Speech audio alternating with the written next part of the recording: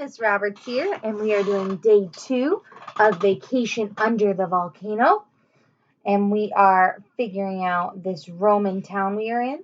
And chapter 3 is Gladiators. Ooh.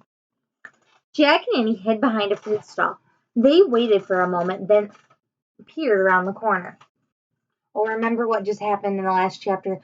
The old lady kept pointing at them and saying, "Go home, strangers, the end is near." So they ran away, and so they peered around the corner. "I don't see her," said Jack. "Who was she?" asked Annie. "I don't know, but she looked nuts to me," said Jack. "What's the book say about her?" said Annie. "She won't be in there," said Jack. "Just look," said Annie. Jack sighed and pulled out the book again. To his surprise, he found a picture of the old woman. He read aloud. In Roman times, there were people who could see into the future and warn others about what they saw. These people were called soothsayers. "See, she wasn't nuts," said Annie. "She was giving us a warning, just like my nightmare." "Don't pay attention to that stuff," said Jack. "Soothsayers are from olden times. People from our time don't believe in them." "Well, I do," said Annie, "and I'm sure something bad is about to happen." Jack sighed. "Come on, we have to keep going. We have to find the lost library. Then we will leave at once." "We'd better," said Annie. They left the fruit stand and kept walking through the forum. Soon they came to a large building. Crowds were streaming in and out of it. "Is that the library?" asked Annie. "Let's look," said Jack.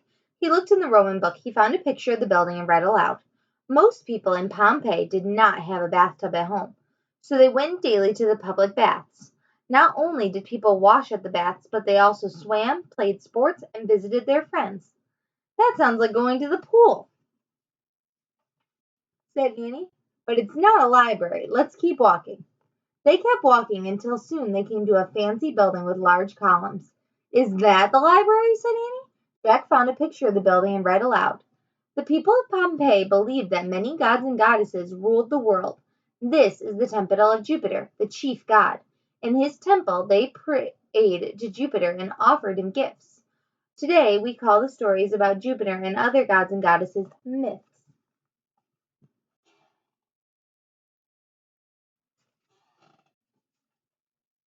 "My teacher read myths to us," said Jack. "I remember stories about Hercules and Apollo."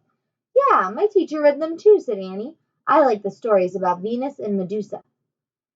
"Hey, maybe the story we're looking for is a myth," said Jack. "Right," said Annie. "Come on, hurry, let's keep looking."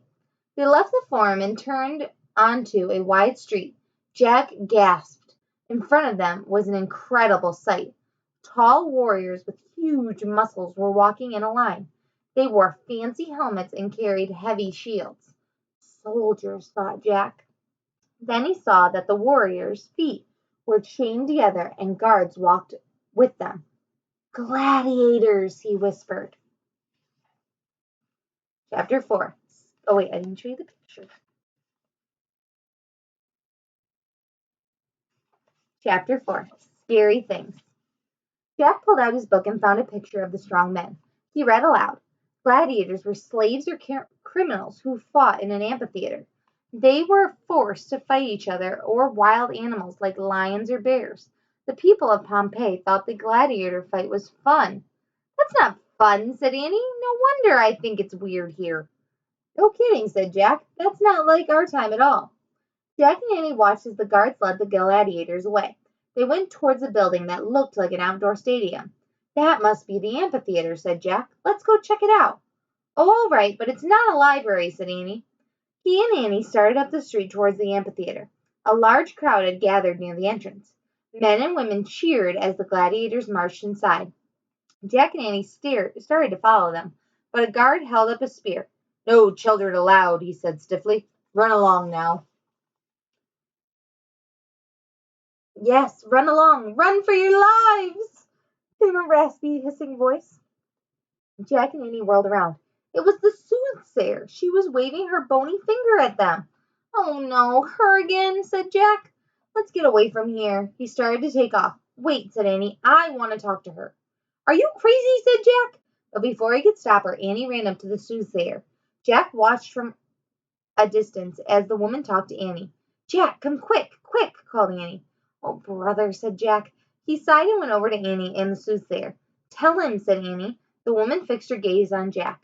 "All the streams of Pompeii have dried up," she said. "Remember the stream near the olive grove?" said Annie. "So what?" said Jack. "Maybe they just need rain." "No," said Annie. "There's more scary things. Tell him." "All the birds have flown away," the soothsayer said. Jack just stared at her. "She said that all the rats left too," said Annie, "and the cows are making strange noises." "But why?" said Jack. "The sea is boiling hot," the woman said, "and the ground shakes and squeaks." "See, I told you," Annie said to Jack. "But why are these things happening?" Jack asked the soothsayer. "Because the end is near," she whispered hoarsely. "We have to leave now," said Annie. "But what about the library?" said Jack. "What library?" the soothsayer asked. "Show her the story title, Jack." "Oh, sorry. Show her the story title, Jack," said Annie. Jack took the piece of paper from his bag. He showed the Latin writing to the soothsayer. "A book with this title in the library in this town," he said. "So," the old woman said. "So we have to save it," said Annie. She pulled out her secret library card. The soothsayer stared a moment at the card and the shimmering letters on it. Then she smiled warmly at Jack and Annie.